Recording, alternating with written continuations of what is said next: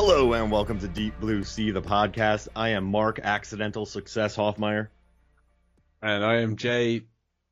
How does like a shark fin clue it? Welcome you aboard Deep Blue Sea, the podcast. On this show, Mark and I have been to the entire Deep Blue Sea trilogy scene by scene. Now looking at some Deep Blue Sea adjacent films. Or we're celebrating the happiest day ever, as this is 25 years since the release of Deep Blue Sea. It came out on July 28th, 1999. This episode is being released around that time.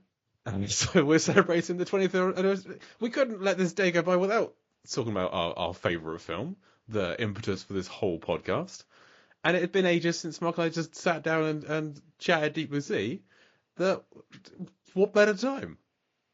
I've been thinking about it recently, and I think Every every week, and I think the greatest years when it comes to my cinematic experiences are 1994 because I turned 12, and for some reason the reins were let off of me, and I went to Time Cop and every single R-rated movie, and I watched everything when I was 12.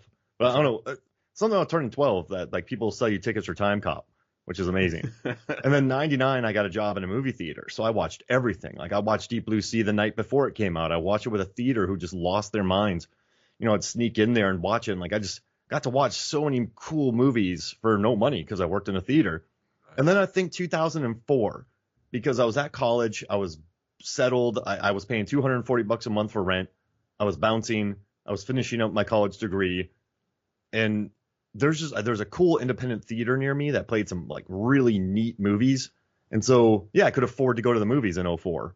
So between 94, 99, and 04, those are probably my favorite years ever just for going to the movies, I would say. But just you talking about that brought back good memories of my 99 theatrical experiences. I wish 99 was one of my cinema going years, but I only went twice that year. I didn't see Deep Blue Sea in cinema. I've still never seen it on the big screen. It feels like a crime at this point. I'm always on the lookout for it playing somewhere nearby, and it's yet to play nearby to me. But I saw Phantom Menace, which we talked about on this show, and Big Daddy, which we'll never talk about on this show. That's the two. Hey, Scuba Steve! Sure. There are other more aquatic Adam Sandler films we could talk about before Big Daddy. We could talk about Zohan. We could talk about 50 First Dates. Hey, can we rank his jet ski moments? By all means, sure. I have them. I have a list. Like today or a whole separate episode? I mean, do you want me to do it right now? Go for it. Okay. I have. So recently I was talking to Aaron Newworth, and we were talking about who is the king of jet ski cinema, as one does, of course. And Statham has got to be top of that list. I kind of started, so I was like, I'm going to go back and I'm going to put together a list of all the time that they've been on jet skis, and the amount of time that they were on jet skis, as one does. I mean, I guess that's the way my brain works. Sure. So I went through, and so Adam Sandler has a really great moment in 50 First Dates, Zohan, Murder Mystery 2, Jack and Jill, Billy Madison, and You Are So Not Invited to My Bar Mitzvah. But then Jason Statham has Expendables 2, Operation Fortune, The Meg 2, and Transporter 2. Now here's the thing. He fights next to a jet ski in Operation Fortune, and he's flying a plane that jet skis are mucking around on. Dolph Lundgren's on a jet ski and not Statham, which seems like a missed opportunity. But there's a jet ski action scene in it. But then he has Meg 2 and Transporter 2. He's this king of sequel jet skis. Yeah, we'll say that. Yeah. Meg 2, he's on a jet ski for 10 minutes. 10 minutes and 20 seconds. And Transporter 2, he's on a jet ski for just a little over a minute. But we've talked about it on the show. We talked about it, yeah. And Meg 2. Wonderful, wonderful scene. He's riding, and they're part of action set pieces. In 50 First Dates, he's like a Lothario, and he has to run away from a lady, and he jumps on a jet ski. Sure does. And he lands uncomfortably. And the guy goes, "How's your balls?" And he's like, "Oh, shut up. I'll give you $20 if you give me a ride to that dock." That's that scene. And Zohan, he's not riding a jet ski, but he swims so fast that he catches John Turturro on a jet ski, which is probably better, and then knocks him off the jet ski. Murder Mystery 2, he's not on a jet ski again, but the guy they're talking to, the Maharaja, he's like, "Yo, I'm chilling on a jet ski, dog," and then he wipes out. Jack and Jill, I guess Adam Sandler's in a swimming pool with a jet ski, which is pretty great. Billy Madison, there's a jet ski in the big swimming pool during one of the parties, And then You Are So Not Invited to My Bar Mitzvah. They're like his daughters. They want Olivia Rodrigo on a jet ski. So if we're talking about Sandler on a jet ski, he's only been on one of them. So we got to give it to Statham. Yeah, absolutely. Yeah, it's no contest. Like Sandler's been around jet skis a lot, but Statham is like you could almost make a feature-length film just with his jet ski seats.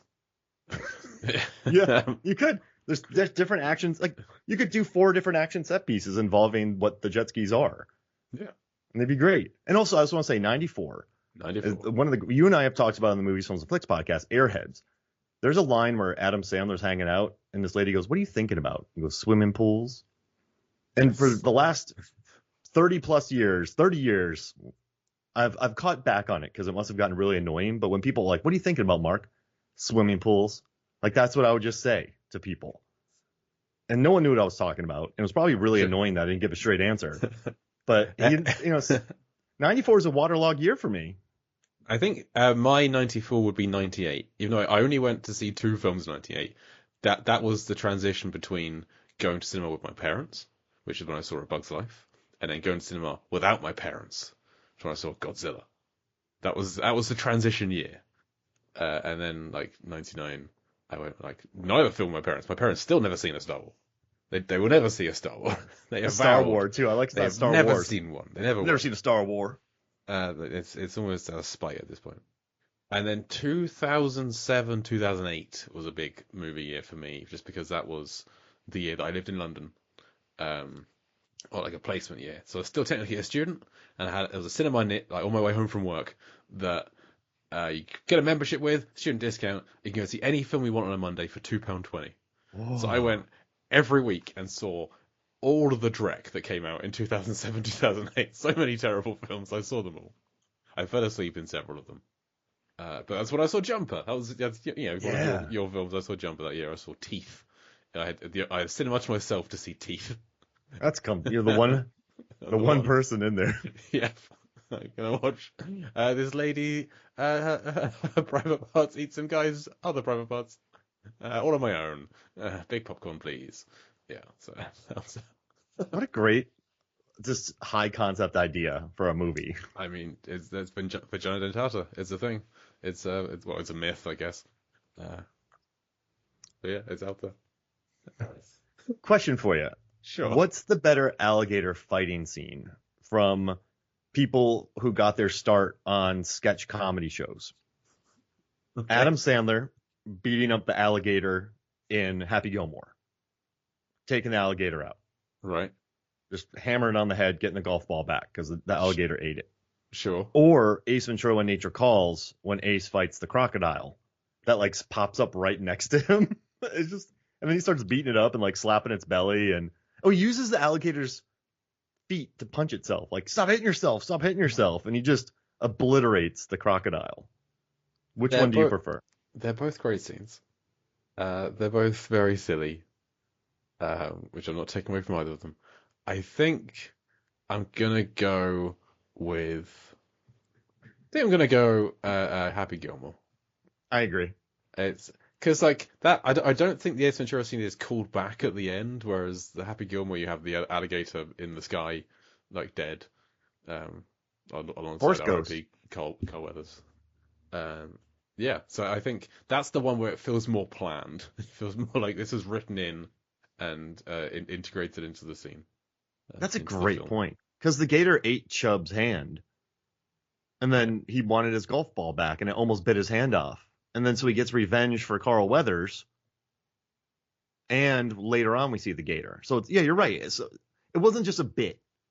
It's Happy Gilmore Peter Pan. Happy Gilmore Peter Pan. Because he eats the Carl Weathers' hand like Captain Hook. That's how he lost his hand. And there's a golf ball clock. I've never really put Happy Gilmore and Peter Pan together before. They both have a jumping Carl Weathers reptile. Hook? I think so. Huh. I mean, he is a man baby in that movie. Like he's a grown man, but he's a child. Yeah. He has the emotional intelligence of probably a 2.5-year-old. It's been a while since I've seen Happy Gilmore, so I need to go back and see if there's any other parallels between it and Peter Pan. Who's Shooter McGavin then? I mean, I love Christopher McDonald as an actor. He's great. Um, who would he be? Because he would be the obvious Hook, because he'd be the bad Yeah. guy. But then, I'm trying to think, is there another villain in Peter Pan? Something else I haven't seen in a very long time. Like, Peter, no, the Wendy's, the Darling's dad, the Darling's father figure. Is there a Mr. Darling? The dog Nana. I don't know. I've just watched I'm not studied up on Pan. I just watched the one with the Nirvana in it, and I went, I oh haven't seen no, that one. oh no, you can't. Oh no. There is a version of collects Peter Lost Boys. Pan on the docket at some point. Emily Slade wants to come and talk about one of the other Peter Pans that I haven't seen. Which The good one? I don't know. Is there more than one good one? There's the Yeah. Disney one. There's a good live action one. She That wants to didn't talk do about well. the 2003. Yeah, that's the good one. Okay, that's all. We'll talk about that at some point on this show, Yeah, but not that's today. that one's not like people talk about that one. Like, yeah, that's a good one. That's the good Okay, one. I will prove this at some Oh, point. Jason Isaacs is Captain Hook. Yes, I like to play. Jason Isaacs, always great, That's a good one. always fantastic. So when was the last time you watched Deep Blue Sea prior to preparation for this show? Let's see. I had watched it recently because I had Me to. too. What did I have to do? I did a data thing, and I needed to. Oh, I'm working on a 25th anniversary data piece, and I think I switched ideas, but I went through Deep Blue Sea again to catch all the timestamps and like re up my data. So probably 3 weeks ago, a month ago. Yeah, it makes sense. And I watched it about a couple months ago in preparation for something else for this show. But I can't remember the last time I just kind of sat down and watched it. I don't want to say doing this show has ruined it for me. It hasn't. I watched it last night. I loved every second. I would still happily sit there and quote along to every line.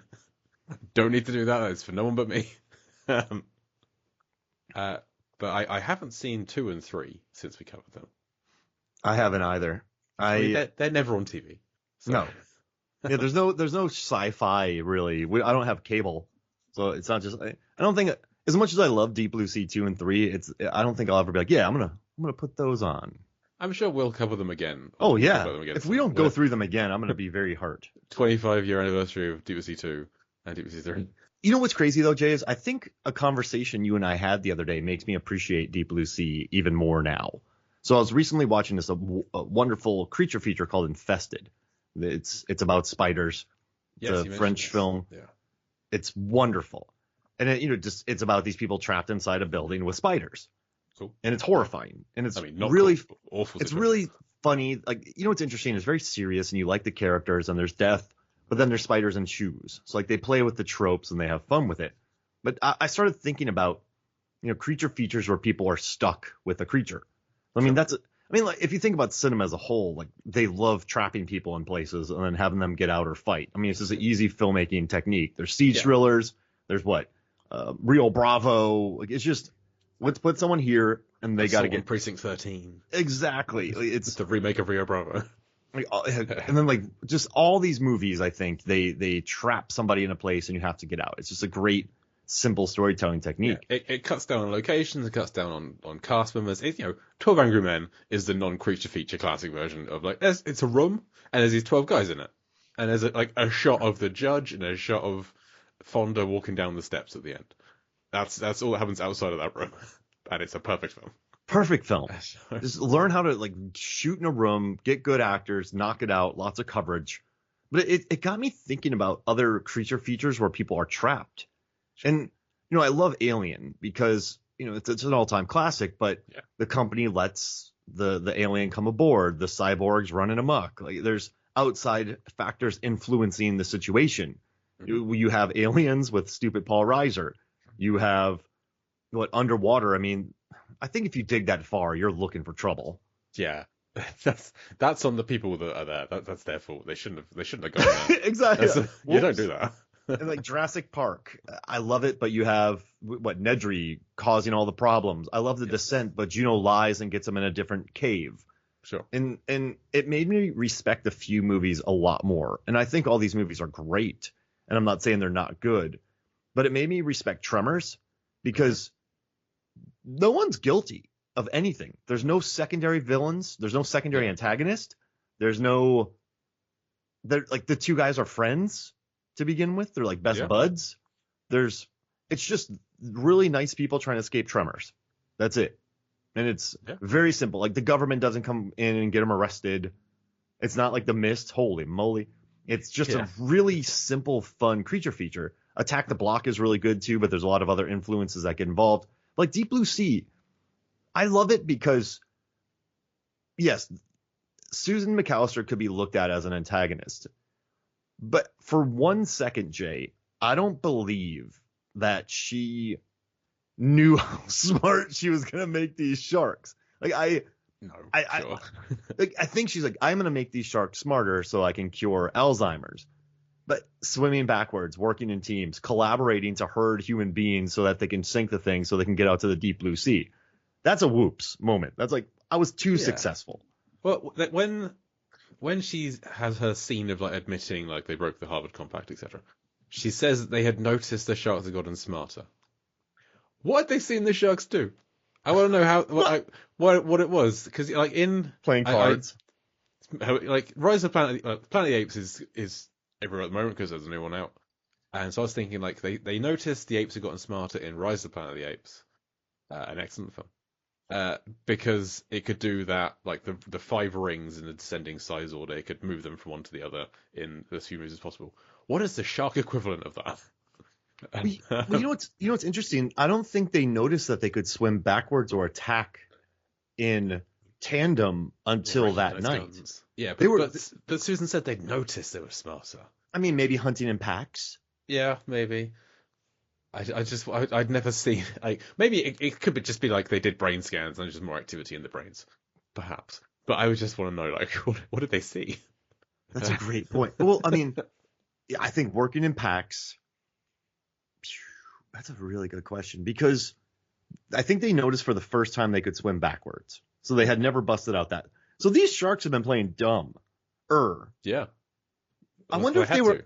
I wonder if one of the Gen 1s or Gen 2s did something a little too smart and they're like, "Damn it, Bob, knock it off," or just, "Dang it, they're onto us." Don't be too smart. So they probably, I don't know, brewed some coffee under, I don't know, something like that, something stupid. And they made a souffle. Yeah. Yeah, I think they just played dumb, and then they did something like maybe a brain scan, or they did something that. Does that make sense? Like just something little. Yeah. That's a good question. You need to look into that, Jay. I'll try. But as much as I love it, like Susan McAllister never becomes. She could have become the secondary antagonist. Like you said, Russell Franklin could have become the secondary antagonist. I'm going to steal the data. I'm going to lock you in here and get out of here. He could have been the pool riser. Yeah. I'm going to sabotage you, even though you're still sabotaged. I just need the data. I don't need any of you. I'm some rich guy. Who cares? Like, yeah, exactly. I've eaten people before. I'll eat you too. There's no end to the people I'll eat. You know what's I'll gain all of your powers. Like Susan never goes bad. Like no one ever turns on Susan. They don't try to kill her. They get, I know that people are pissed off at her, but like they don't try to stuff her in a laundry chute. Yeah. She still works with a team and helps with the doors. But she sacrifices herself. It's not like Preacher pushes her in. Like, we can get the sharks back. Well, hey, off you go. Boop. But that's refreshing because the sharks are just trying to get out, but they're also trying to kill these people. So like we got to stop this. And it's just an interesting dynamic because sometimes I think I love The Shallows. That's another great one where she's just stuck on a rock. But then you get the dude who steals her surfboard. Sure. And you're like, oh, of course, like that's going to happen. But it's still good writing. But it's just nice that there's no, like, she just made him way too smart. And then when you pitched this to me, I thought about like bait. Because that everyone gets in that scenario because there's so many. Right, but everyone gets trapped in the supermarket because like it's just a natural. There's a tidal wave. Then once you're in there, you get secondary bad guys. You get like Julian McMahon and his the psychopathic guy he's teamed up with, who's doing so many bits. There's so much going on. I was like, yeah, this guy is clearly the secondary. Yes, there's 2 big sharks, but there's this guy. And my favorite character in all the cinema, whose name I can't remember. And they're just, it's like you have sharks, and then you have criminals, and then you have the heroes, and it's just a bunch of issues on issues. The store manager's a bit of a dick, and like he's just sacked someone whose girlfriend has been caught shoplifting, and her dad's there as well. There's so much, there's so many things going on in both. Way too much plot.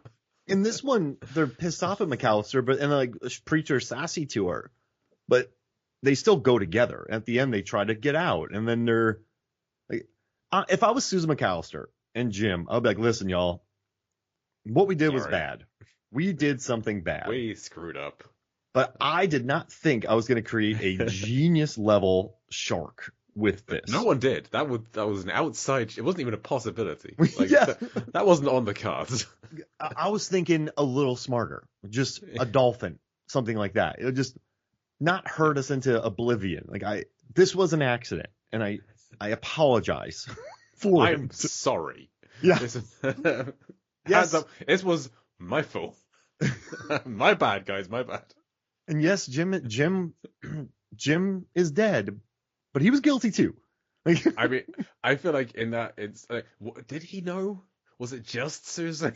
He knew. But I feel like if I were Susan, would I have tried to blame Jim more? Yes. Given that he was dead. He did it. This was Jim. Actually, come to think of it, Jim did mention in passing that he tried to do this thing with. It's like in Schindler's List. He did it. Remember that scene where the kid blames the dead guy? He did it. Who's stealing bread? He did. I would have put it on him. That's a good one, Jay. She just blames him. He just blames the dead guy. I mean, who's to know? And to be totally honest, I don't know why I would lie. He smokes a cigarette very closely to that shark. Yeah, that shark is saving everyone from secondhand smoke. That's a giant shark that you are kneeling next to. Just right. Listen, I'm not blaming him for dying, but it's like, hey y'all, this shark it's pretty big. Yeah, the shark didn't right next have to go far. It went for the nearest person. It went for the person next to its mouth. It swung its head and grabbed its arm. I mean, come on, man. Yeah, like, if you're not within biting reach, you ain't gonna get bit. The whole thing is done. Like, it's fine. But I think that it was just refreshing, though. You know, I love The Thing, but you have The Thing is great, but you do have who's bad, who's not, like the paranoia that just weighs on you. And I think it's a perfect movie. Yeah, but then you have in like Deep Rising too. You have Treat Williams and his crew. Then you have a mercenary crew. Then you have the boat crew. But it's still wonderful. Kevin J. O'Connor is the GOAT in that movie. And there's a jet ski action scene. Yeah. But I guess I just like, Chopping Mall too. Like there's some real jerks in there. I guess I like the simplicity of Tremors and Deep Blue Sea. Should I watch Chopping Mall? Yeah. Because it's insane. That's the best. I mean, it's Chopping Mall. Come on. Why haven't I seen it yet? It's called Chopping Mall. It's like people are stuck in an 1980s mall with deadly robots. Right. Perfect. It's so stupid, but it's like Chopping Mall. I would retire if I came up with that. If I wrote Chopping Mall, like it doesn't get any better than that. So stupid. Aisle 3. But no, I just like Crawl too. I think I like as well a lot because it's just a father and daughter stuck in a house trying to get out. Yeah, Crawl is great. Like even those robbers, they don't do anything really wrong. They just get eaten. Like they're not causing. It's not like Hard Rain. They're in the film to be eaten. That's all. Yeah, exactly. Like there's no bad cops. There's no anything. They're just stuck in a house. It's nice, and maybe those are the movies I really enjoy the most, and maybe that's why because I love Crawl. You know that? Yeah, we both do. Yeah. I love Tremors. I think it's a near perfect movie, and I love Deep Blue Sea. So, and they kind of have I'm not saying they're all the same. I mean, I guess Tremors and Crawl have no lies involved. Deep Blue Sea has McAllister kind of being like, "Whoops," but I don't totally blame her, Jay. Yeah, she's the blame. Susan. Yeah, Susan. Yeah, I mean there's impact and intent. Like the intent isn't there, the impact is. They're different things. She's responsible for at least half of them. But like she had the best intentions. This was an unexpected outcome. If we're pointing fingers, that's who the fingers get pointed at. But she's not an out-and-out villain. Is she guilty? Yes. But I don't. Like you made them. I don't know. Jay. I just don't think it's. She's to blame. Yeah, I agree. So I was thinking when I was watching this, back when we first went through the film, scene by scene, we got to like what would the sharks have done if they got lucky with the helicopter winch jamming and dropping Jim in the water and then using him on his gurney as a ball to pitch at the window and break the window, etc. But they were lucky. Did they have a plan? What was their initial plan? And I have a theory of their initial plan. Whoa. That tiger shark that comes in had a license plate in its mouth. I reckon the shark that got out in the first scene got out somehow, liaised with a tiger shark, said, "Hey, pal, want to be my friend? Want to be my chum? Get a license plate. Get yourself caught by this non-Spanish speaking boat captain. And he's going to bring you in to our little shark gang." So the tiger shark said, okay, I'm a dumb tiger shark, but okay. Goes out, gets a number plate, gets caught. And the shark's like, right, we're going to use this number plate. We're going to use this sharp metal edge. When everyone's asleep, we're going to take that metal sharp edge and draw a big old circle on the big glass window and punch through it somehow. Like when people are stealing jewels in a bank heist film. Yeah. Not in a bank heist. Yeah, cat burglars. So these are shark burglars. Then the shark gets caught, and Carter takes the license plate out. He takes it out, and their whole plan has been built around like, okay, skeleton crew, no one's gonna be here. Like we're gonna do it then. But then the license plate goes, and so that's when they improvise. That's when they're like, oh god damn it, oh Jim's in the water, let's go. Now the time is now. We're going now. So that's my theory. Like that was their plan A was the license plate, and that's why they ripped the tiger shark apart because it failed its plan. That's a. You know, I think you're right. Okay. I think they had a chat with that tiger shark. Yeah. Tiger shark went, what? It's just a dumb tiger shark. It's just a normal. Actually, and when Janice is doing her like 3 scene long exposition to Russell, she says when he says, "Are that one of the Gen 1s?" She's like, "Oh no, those are the normals. Those, plural. We've always assumed there's just one tiger shark in there." She says those. There's more than one non-genetically modified shark in that tank. Where are these sharks? Where do they go? Where are they in the rest of the film? We only have the one. I'm blowing this Where thing did wide the open. normals go? They're still in there. I don't. Well, the other sharks ate them. I don't know. Would that have made the movie better if you just had the regular sharks too? Would you had a couple extra tiger sharks bopping around? I think it would have been a little bit Deep Blue Sea 2 with all the baby sharks. Yeah. Just that could have been like if like Scoggins is like, okay, we've got chips in all of these sharks. We know that the 3 main sharks. We killed one shark. Whatever. We've got 2 main sharks left. They're over. You can see on this map. They're over on this side of the compound. So if we swim now, we can get out. And so he dives in, swims out, and gets taken out by a normal shark. That would have been fun. It's like, oh, we forgot about the normals. They were a threat too. That would be. That's problems on problems on problems. Yeah. And I'm for it. That sounds great. Like, because they're just pinballing all over the place. And one shark's waiting for Susan to eat her in her office. Yeah. One gets Preacher in the kitchen, or tries to get Preacher in the kitchen, and then the big one's just herding everyone around. But no one thinks about the normals. You just like Scoggins gets taken out. You just kind of cut back to Preacher, shaking and say, "Ah, damn it, Scoggs, you forgot about the normals. You never forget about the normals. Never forget about it." Oh, that's great. That's really good. Did we just make it better? I didn't think it was possible. Maybe we did. This is pitches for Deep Blue Sea 4. Still no word on Deep Blue Sea 4. Still holding out for it. Pogue. It was supposed to be made last year. Pogue. Yeah. He lied to us. Any other fun theories before I jump into our questions? This is the main reason for keeping doing the Deep Blue Sea adjacent films after covering the films was because I hadn't seen most of them. So now going back to Deep Blue Sea, now I've seen almost all of Rennie's films and just a bunch of the shark films. I think a lot of Rennie Harlin films end with somebody unexpected who you think is like out for the count, like coming back in and shooting the bad guy. It happens in quite a lot of his films.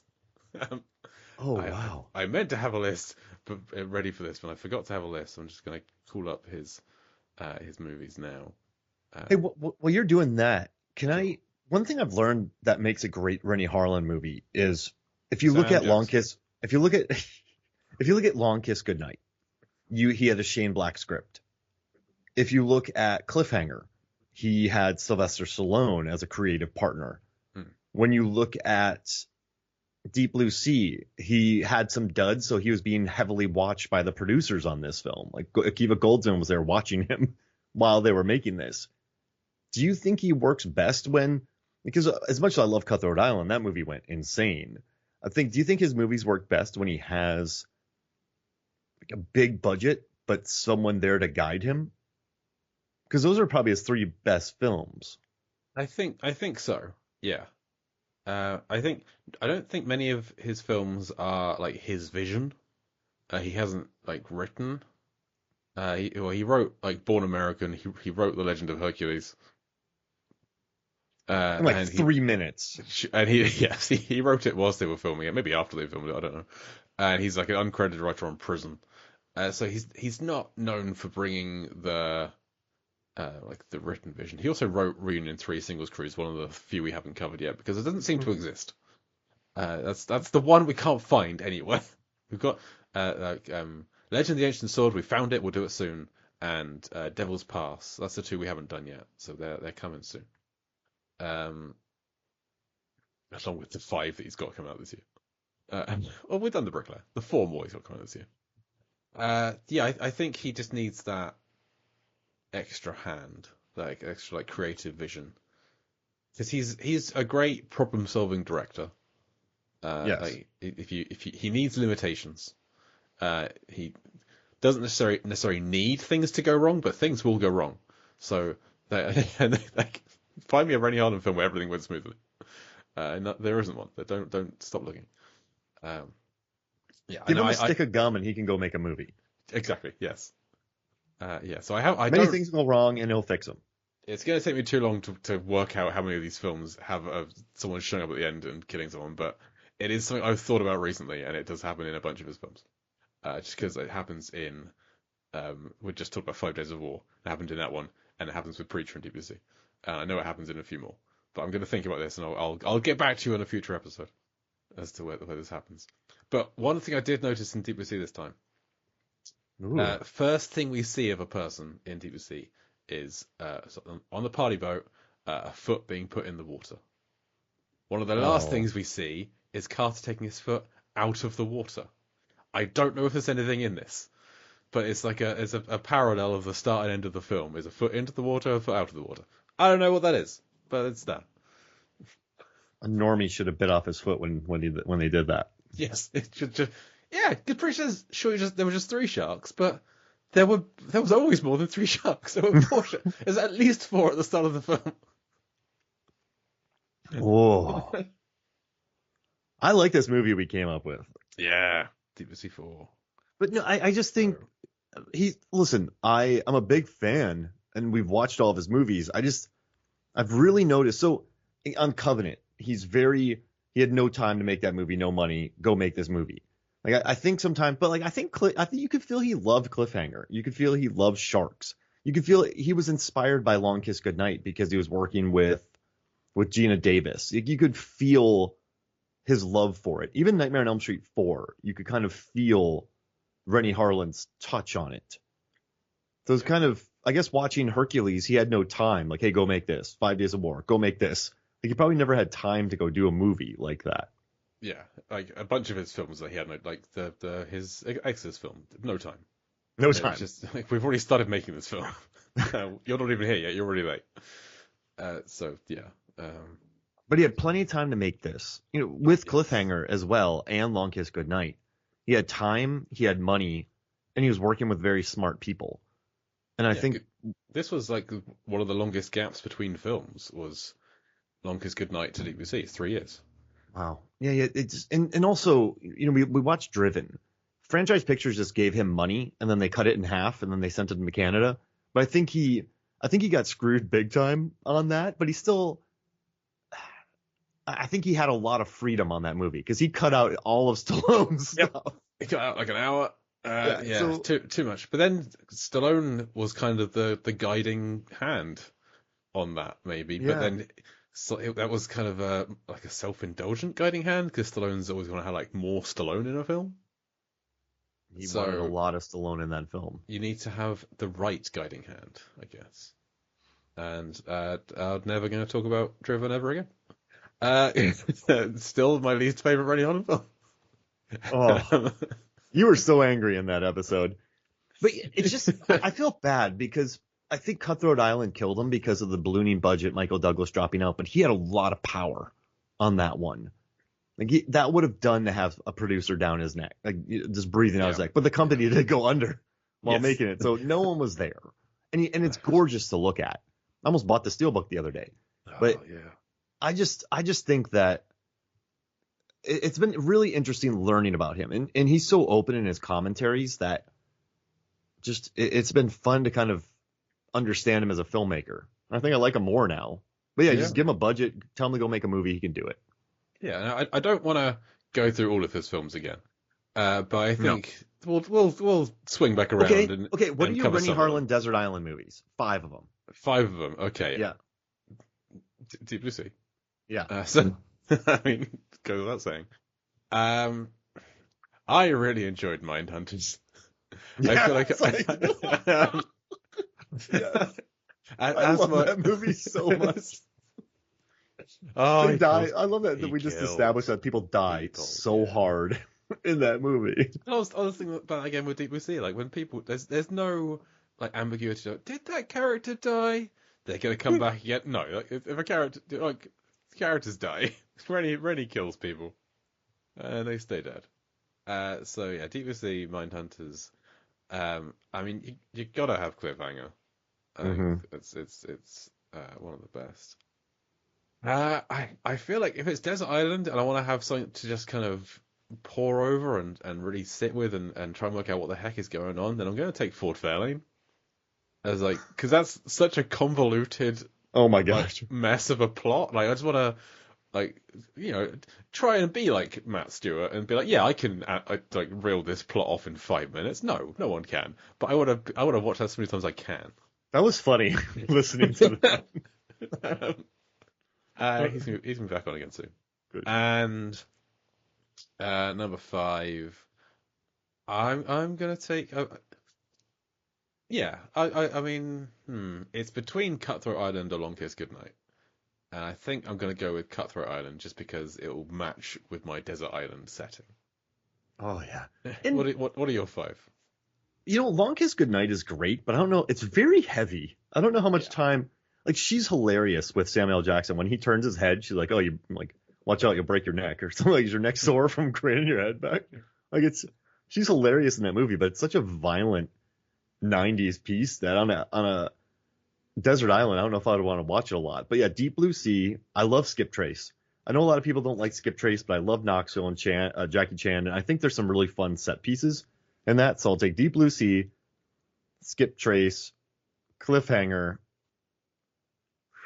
Oh man, yeah. I think I'm gonna copy your pick with Cutthroat Island because it's just fun. Like that's a romp. Die Hard 2. I don't think I could watch Die Hard 2 all the time. I like it. It's great. Yeah, but I'll just be thinking like, I wish I'd bought Die Hard 1 or 3.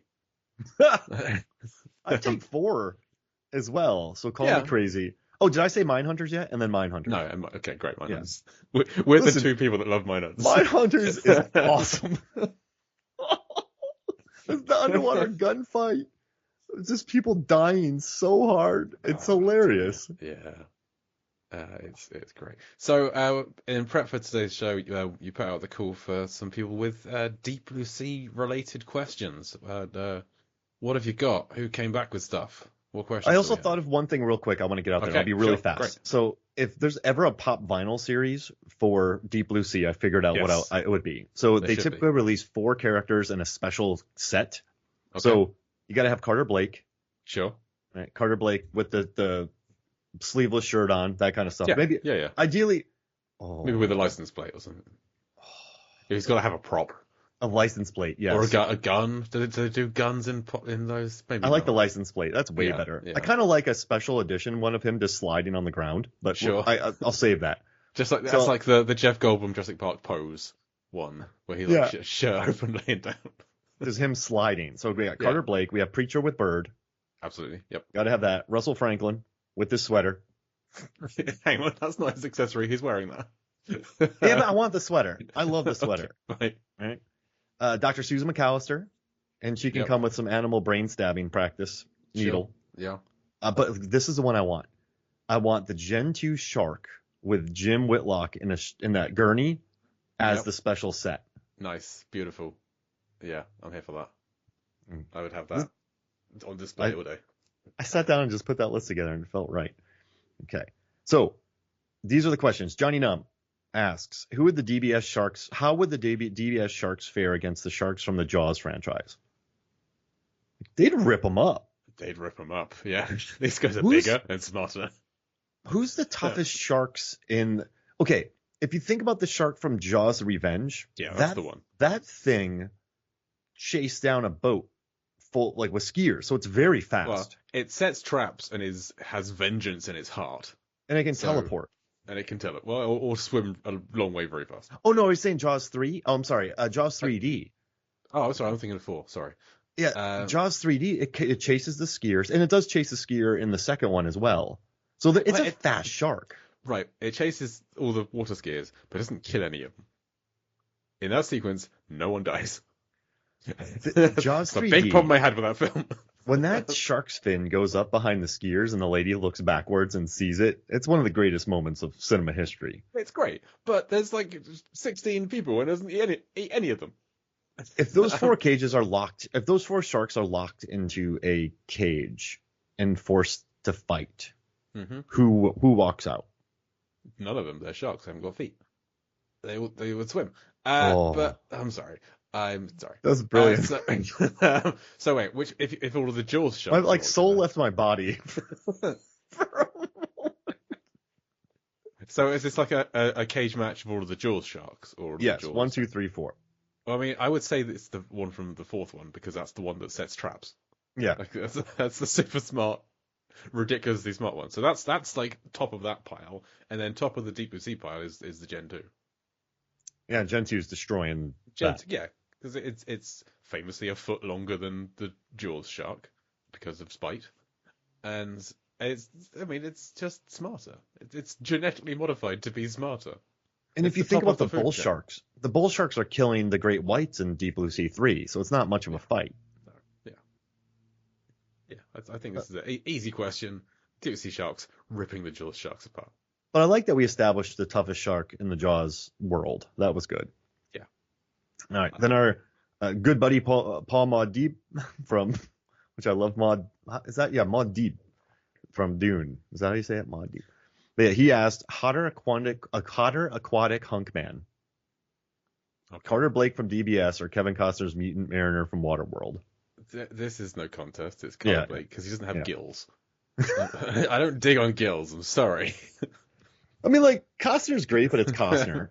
Yeah. Does that make sense? Like, you don't look at Costner and go, that dude's a hunk. No. I mean, I've discussed it before. I'm not a Costner fan. He's not someone who's like I love him in Silverado. Anything else, I can take or leave. What's the word for him? I don't think hunk applies to Kevin Costner. Plank. It's got to be Carter, right? It's got to be Carter. Yeah, definitely got to be Carter. All right. Jason Rainey asks, it seems to me that there are some creature movies that come up with wacky ways to bring sharks on land to terrorize folks. If there was one that instead had a land animal go into the water to fight sharks, which would you like to see and why? And I have an answer for this. Okay. A land animal fighting sharks. It's got to be a sloth. Okay. All right. Turbo-sloth. Fine. That's the name of the movie. A sloth has been genetically engineered. Okay. Sloths can swim. Okay. And this is what I'm saying. Sloths are probably one of the slowest creatures on Earth, but they still exist. Yes. So they're hiding something. I like this. I like this a lot. Listen, turtles go into their shells. They can go on the ground. They have protection. Sloths have some claws. It's like Zootopia, man. They're Yeah. fast. So Yeah. turbo sloth, you mutate a Turbo-sloth. sloth to go into the because it swims, and it's like the Freddy Krueger dinosaur from Jurassic World Dominion, but it would be in the Sure. water, just obliterating sharks. Is Slotherhouse the only sloth-related horror film? I believe so. And should I see it? Lisa Should we Leahy cover loves it on it. the show? Lisa Leahy loves it, but Okay. I wasn't too into it. I'll talk about it with Lisa one day. There it is. Turbo sloth. Turbo-sloth. Yeah, I was thinking like a platypus maybe, just because like the shark would be confused as to what the heck it is, or some other kind of animal but in a mech suit, like a koala in a mech is what I'm going to go with. Like Pacific Rim? Yeah, Or like a- Ultraman? Ultra co- koala? Yeah, ultra koala in a Jaeger, a koala Jaeger. But it So would it's need sha- another it's person. shaped like a koala. Would it be two koalas? What will pair well with a koala? A kookaburra. Sloth? No, not a kookaburra. What's it? What am I talking? A bush baby. Whatever. Yeah, the thing with the giant eyes. Whatever. Oh, I got you. I got you. What? I know you're. I need. What is that freaking called? I think it's a bush That- baby. Yeah, it's a galago. There it is, a galago. So the two of them in one of those fighting sharks. Yes. I like it. So who would win, Turbo Sloth or the Jaeger? I love turbo-sloth. I want to know what they're hiding, so I'm going to take turbo-sloth. I think You know how fast that thing could swim? I think the koala and the bush baby are like not going to gel properly. They're going to start squabbling, and it's not going to be a good mind link. And the turbo-sloth's just going to rip them apart. Yeah. They're not telling us something. I want to know. I want to know what's going on in those very, very slow, adorable creatures. When we're not looking, they're lighting things up. They're like the weeping angels from Doctor Who. They move 100%. really quickly when you can't Never see. take your eyes away from them. Don't blink. Never blink when you're around a sloth. Oh man, Ah, dear. terrifying. All right, Aaron Newworth asks, whose head is the most like a shark fin's in this film? Thanks, Aaron. I mean, So what is a shark's fin? what is a shark? Okay, here, how about what is the point? What is the point of a shark's fin? What is the point of a shark's fin? What's It's a good question. okay? The Like, tail it's- fin is the driving force. Dorsal and anal fins provide stability, and pectoral fins, along with the broad snout, provide lift and diving control. So Which Yeah, but character's it head didn't say what provides the- the it didn't most say what- diving control? wait, why do sharks swim with their fins out of the water? The fins help with balance and direction as well as movement. I think So it was 'cause they the- were near the surface of the water, so the fin was just sticking out. So whose head? I mean, Carter is the most proficient swimmer, therefore his head is the most useful for swimming. Therefore, his head would be best for like a shark fin. It's not Preacher, because the reason the shark attacks Preacher at the end is because Preacher is the only one with an open wound that's bleeding from his head. So his is the least good at swimming, the least useful for swimming, therefore not Preacher. Because the reason why he almost dies. So stabilizing, right? Okay, he's not very stable. Sure. Although, well, yeah. I'm sticking with Carter just because if we're going by the fin is useful for swimming, Carter's head is useful for swimming because he's good at swimming. So they're saying dorsal fins help with stabilization. He has a good core. Yeah. He slips a lot though. True. But he doesn't slip at all when he's in the water, which is where most shark fins are useful.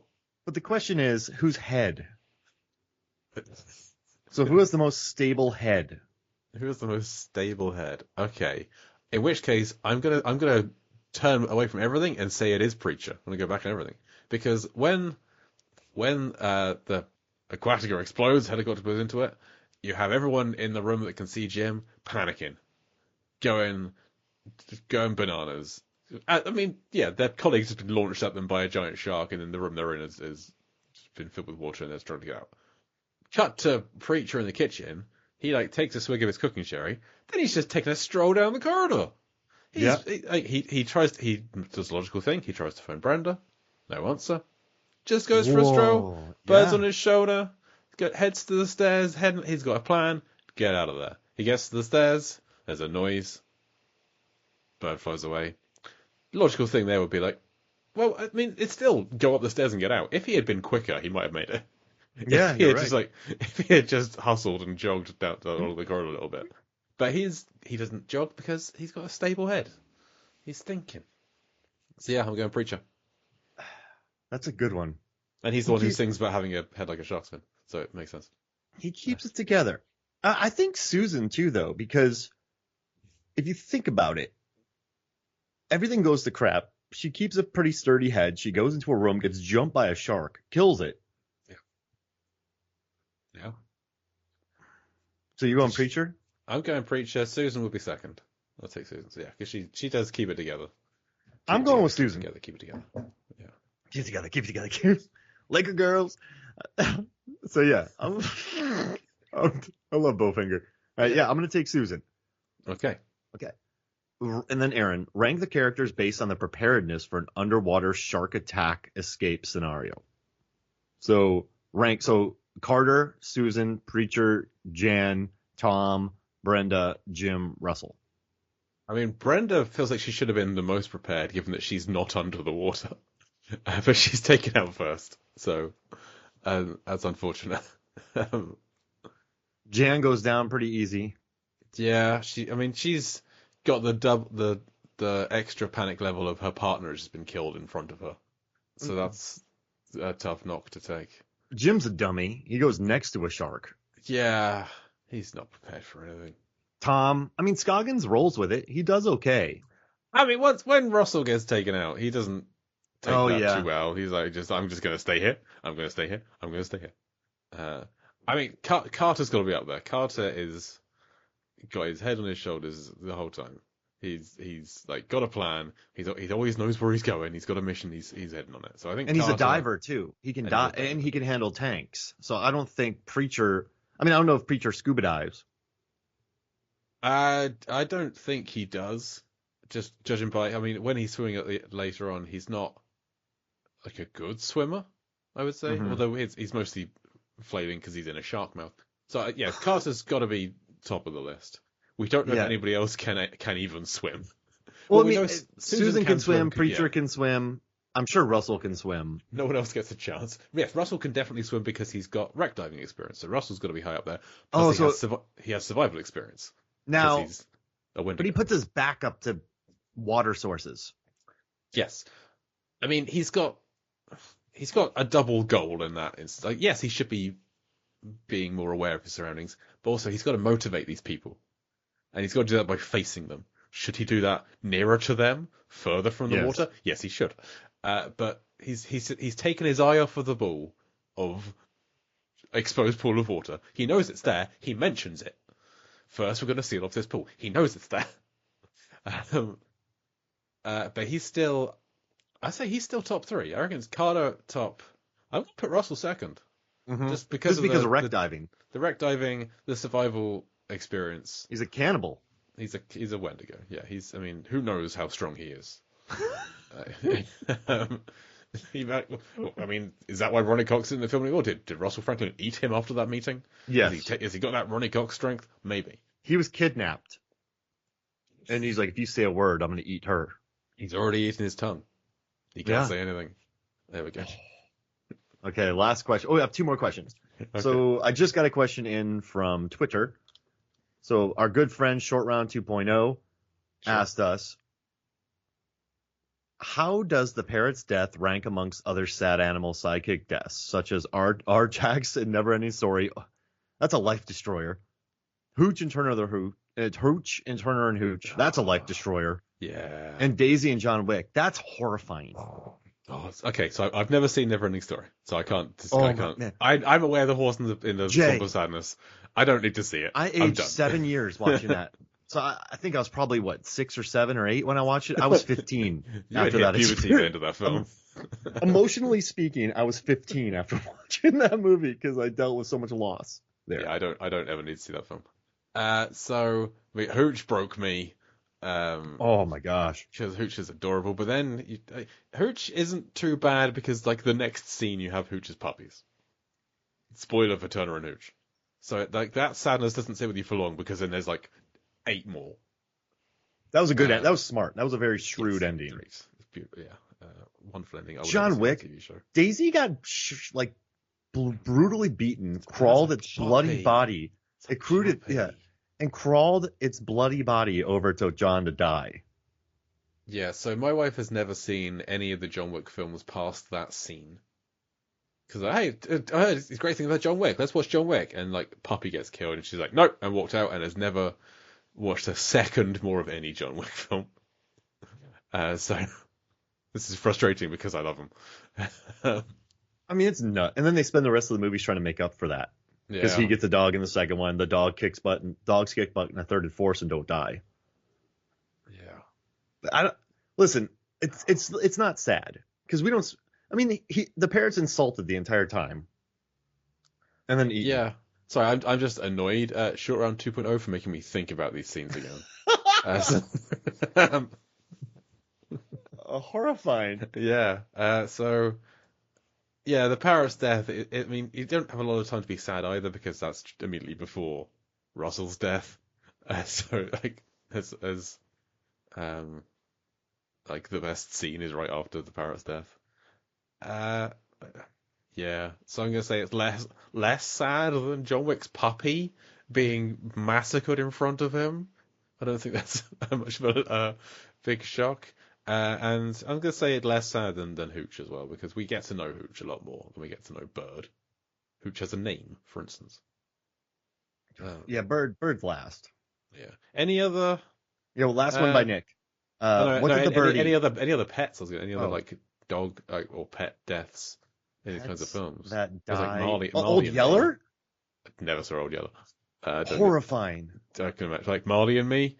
We don't. That's a film that's not allowed in our house. Oh yeah, my wife always had German Shepherds, Alsatians growing up, and so we can't watch I Am Legend. The dog Pippet gets eaten in Jaws. That's not too sad because we don't really see Pippet. Yeah. What's worse, Pippet or the bird? The bird, I think, because the bird has a bit more personality, and it can talk. I just found a list. The bird ranks above Pippet. I like that. So Samantha from I Am Legend. Oh, that's horrifying. You guys are terrible. I didn't know that dog was called Samantha. That's Daisy, get out of here. Archax. Oh, Mufasa from The Lion King. That hurt. It's not a pet. That's a parent. Hachi, a dog's. No, get out of here. Marley, get out of here. The sled team from Apollo. Oh, gosh. Get out of here. I don't even want to look at these. Let's move on. Yeah. 17. Kong dying, too, is terrible. Move on. Stop it, Mark. Okay. Nick Rehack. What did the bird eat? It ate frosting. Yeah, frosting. It shouldn't. It's a bird. Yeah. It shouldn't eat frosting, but it ate frosting. Yeah. There it is. There it is. I like so that. I think we've proven on the show that we love talking about this film. Yeah. And there is still so much more to talk about. So I think we should go through Deep Blue Sea chapter by chapter again. Yeah. You in? Yeah. Yeah, let's do it. Okay. Listeners, this has all been a gambit. This has all been planned. Haha, we fooled you. Yeah, we're going to, with this like future of the podcast, we're entering our 6th season of Deep Blue Sea, the podcast. We're going to start going through scene by scene again. All new guests, hopefully. If you know someone out there who's a big fan of Deep Blue Sea and wants to come talk about a particular scene a bit, let us know. Get in touch. So we've got a kind of a 3-week schedule of we'll do a Deep Blue scene, if you will, from Deep Blue Sea, and then the 2 weeks between scenes we'll talk about other films. Mark will be on for at least one of those, and I'll do them with a guest. We're going to have some franchises going in, whether it just be scenes or the whole film. I don't know. I think, should we decide what our next franchise is going to be now as well? Oh, actually no. We're going to finish the Rennie films first. We've got 2 Rennie films left. We'll finish them. So we'll do Devil's Pass and we'll do Legend of the Ancient Sword, just to get them off the books, get them done. But then I think, should we do Friday the 13th or Resident Evil? Which one do you want to do? Wait, Friday the 13th or what? Resident Evil. You pick.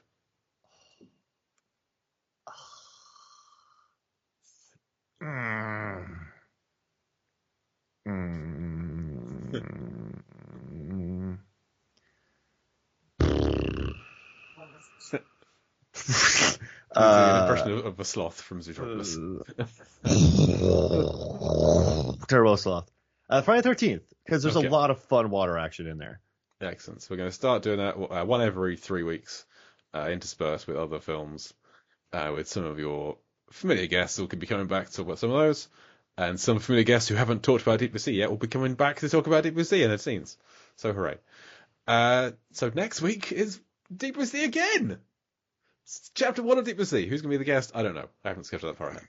We're recording this in May. But I can't wait to talk about this. And yes, after that we will do Deep Blue Sea 2 and 3 again, and we will finish going through this franchise again. Currently scheduled to be the 8th of September, 2027. Jay, we just found new ways to talk about this movie, though. Yeah, we did. And we will continue to find more. We're basically... you and I both love the Too Fast, Too Forever podcast. We've had Joe and Joey on to talk about Driven. We talk about Driven again, god damn it. They're the best. They're going to be on to talk about a scene this round, this lap. But they talk about the Fast and Furious films again and again and again forever. Will we talk about Deep Blue Sea similar scene forever? Probably not. But we're going to keep going for the foreseeable future. I'm looking forward to it. We're going to have to ask them to put together a list of water scenes. Sure. I mean, they're going to be on, I think, maybe relatively soon. This year, at least, they're going to be on. Okay, so we'll have to reach out to them, and they can each put together their top 5 water scenes. Of any film? No, Fast. Fast film. The Fast franchise, and I'll do it too. I will try and do that. It would mean thinking about films I haven't seen much of. I know every frame of that movie, that franchise, Jay. I had to figure out the CO2 emissions of the entire franchise. I've seen them all, but many of them I've only seen once, in quick succession. But anyway, so next week, Deep Blue Sea 1, Chapter 1. We're doing it again. Well, hey, I can't wait. Awesome. But did you have anything else to talk about Deep Blue Sea before we talk about Deep Blue Sea again? No, man, this is great. I'm really happy with where this conversation went. We found a lot of new stuff to talk about. Me too. I still have other notes we didn't get to. We'll get to them other chapters. I mean, we got plenty of chapters. We do. We certainly do.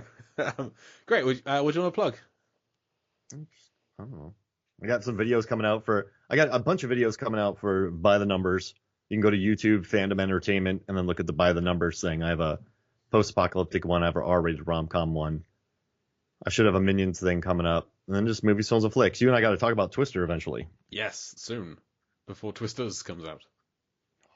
Or at the same time, I guess. I don't know. I'll be on Aaron's podcast to talk about Twisters. That's scheduled. That's good. Like the next... I haven't been to cinema since January. So I think it's been a real dry spell for me in terms of cinema this year so far. But I'm definitely going back to see Twisters in July. So I'm looking forward to that. And I'm not sure when it's coming out, but I will have been a guest on Emily Slade's podcast to talk about Rat Race, a childhood classic of mine. So that's the Why This Film podcast. You can find me on that soon. I was on it previously to talk about Daylight, but that was a few years ago. And now Rat Race, 2 seminal films from my childhood. And next week, Deep Blue Sea 1, Chapter 1. Come back for that. And you can follow this podcast all over social media at Deep Blue Sea Pod.